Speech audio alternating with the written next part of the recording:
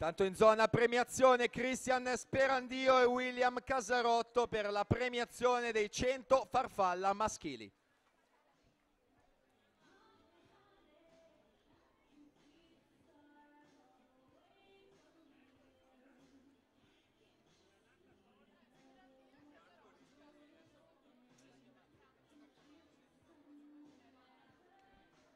Con urgenza in zona podio Sperandio Casarotto, con urgenza.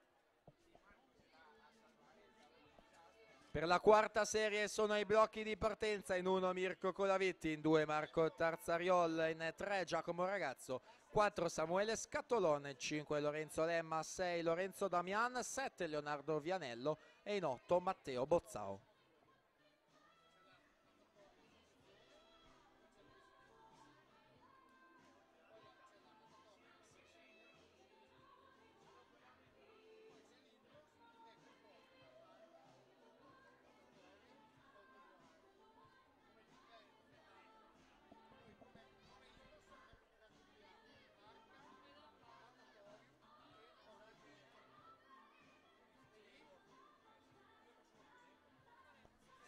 Lorenzo Pesce in quarta corsia, si aggiudica la quinta serie, 1:34 e 52.